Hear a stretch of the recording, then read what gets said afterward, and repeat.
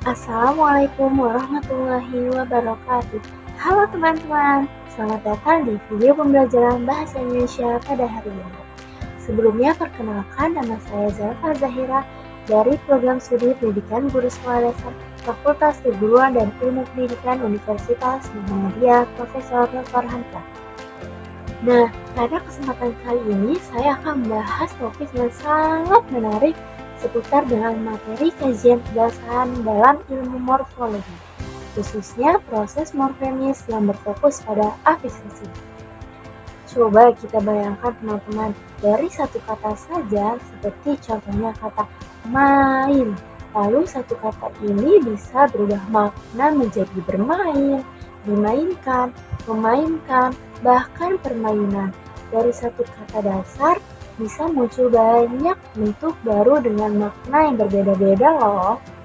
Kalian ada yang tahu tidak perubahan ini terjadi karena adanya proses apa? Iya, betul sekali. Perubahan ini terjadi karena adanya proses afiksasi, yaitu adanya perubahan imbuhan pada kata dasar. Afiksasi ini terdiri dari beberapa jenis loh, seperti prefiks, sufiks, infiks, dan juga konfiks. Nah, masing-masing jenis afiks ini mempunyai fungsi dan makna yang berbeda-beda, dan semuanya mempunyai peran besar dalam pembentukan kata dalam bahasa Indonesia. Nah, dalam video ini kita akan belajar bersama secara menyenangkan dan juga jelas tentang bagaimana sih afiks ini bisa bekerja, jenis-jenisnya, dan juga contohnya dalam kehidupan sehari-hari, serta bagaimana afiksasi ini bisa mempengaruhi arti dan fungsi kata. Jadi, jangan kemana-mana ya. Yuk, kita mulai dan pahami bersama proses menarik di balik pembentukan kata dalam bahasa. Karena belajar morfologi itu bisa seseru ini loh.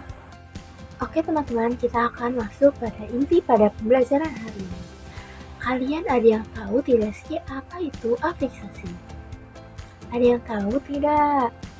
Jadi, afiksasi itu adalah proses pembentukan kata dengan menambahkan afiks atau bisa dikatakan sebagai imbuhan pada bentuk dasar dan kata dasar.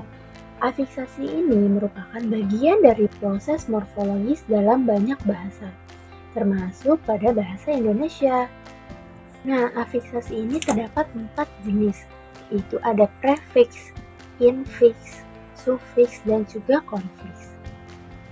Nah, kalau prefiks ini ditempatkan di depan kata dasar, kalau infiks di tengah kata dasar, sufiks di akhir kata dasar, dan konfiks di awal dan di akhir kata.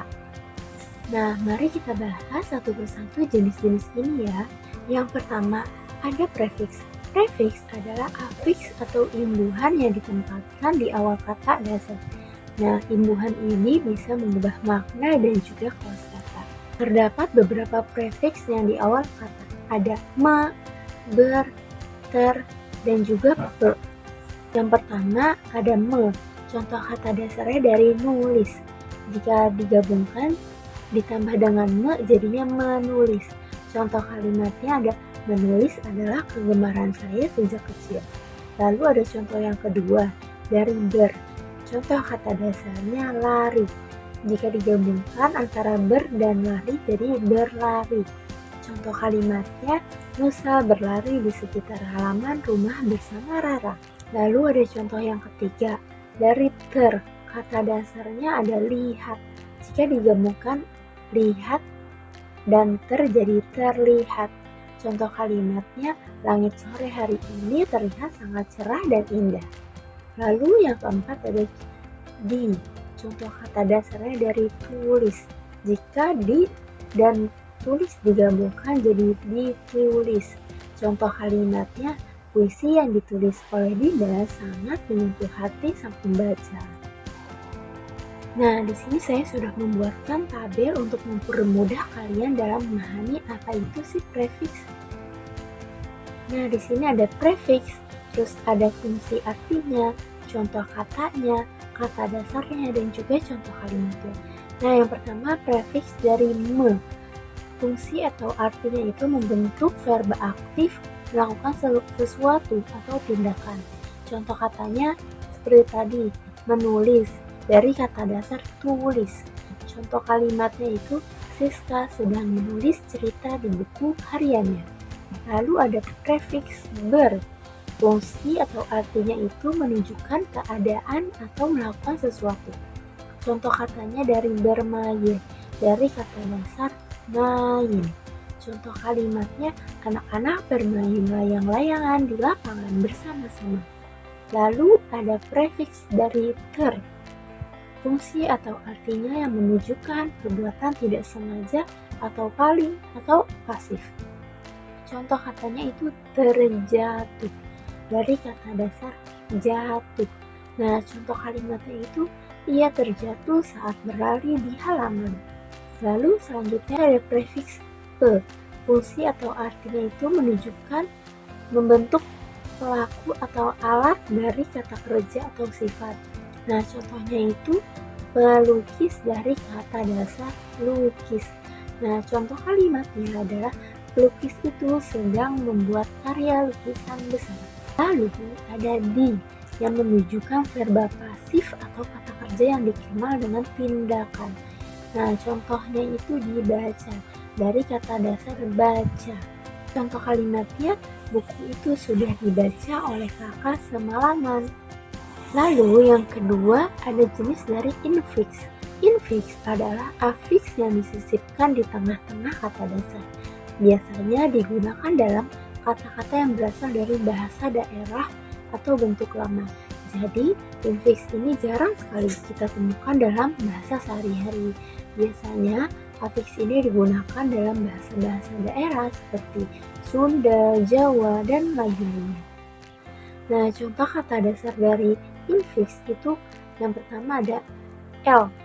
Kata dasarnya tunjuk, jadi contohnya itu telunjuk. Lalu contoh kalimatnya, saat di kelas guru mengangkat jari telunjuk untuk meminta semua murid untuk diam. Lalu yang kedua ada em. Contoh kata dasarnya itu getar, jika digabungkan jadi gemetar.